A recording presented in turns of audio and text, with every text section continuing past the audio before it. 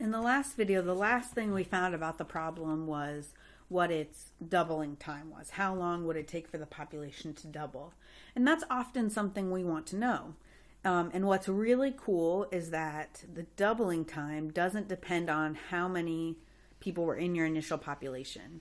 So what that means is that if you took one person with a certain growth rate, it would take the same amount of time to double to 2 people as it would take for 1 million people to double to 2 million people. And this is, again, the same for compounded interest in money. So if you had a bank account with a certain interest rate, it would take the same amount of time for $100 to turn to $200 as it would for $2 million to turn to $4 million, okay? It's not dependent on the original amount.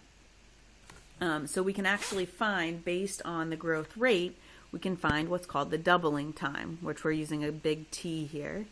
And these formulas, which are all really the same thing, just written different ways, help us find the doubling time. We can see that you can find the doubling time by taking natural log of 2 and dividing it by the growth rate.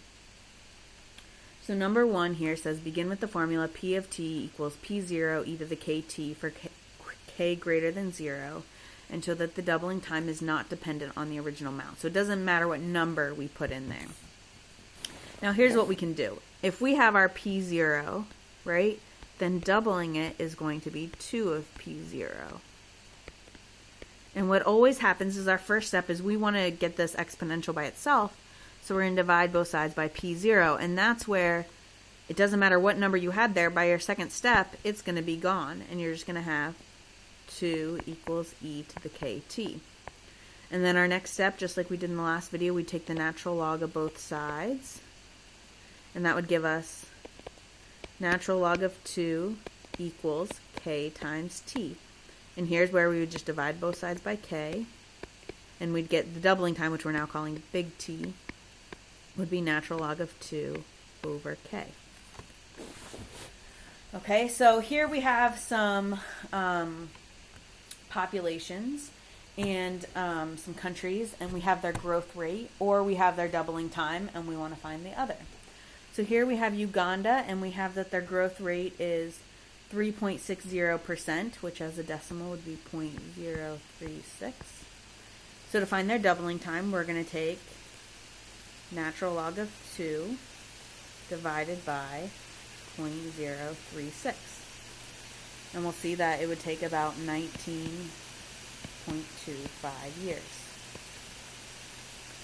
Okay, here we have in Guatemala a growth rate of 1.91%, which would be a decimal of 0.0191.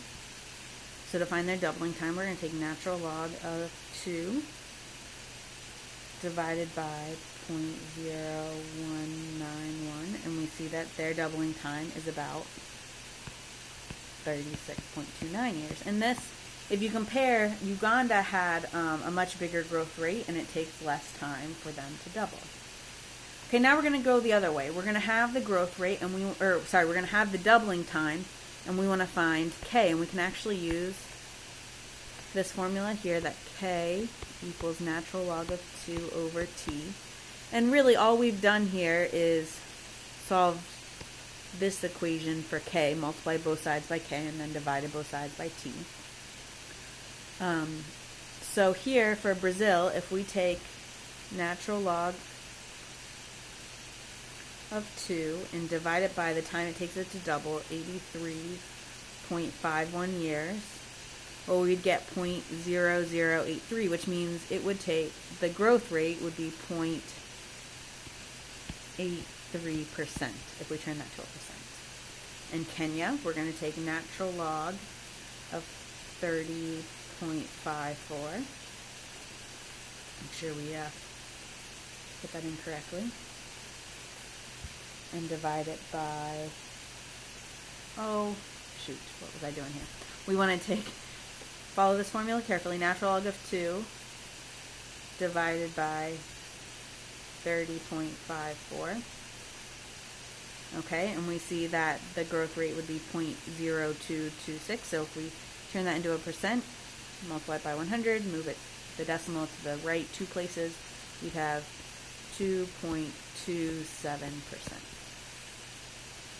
So just kind of a recap, the growth rate the doubling time does not depend on how much you have in your original population.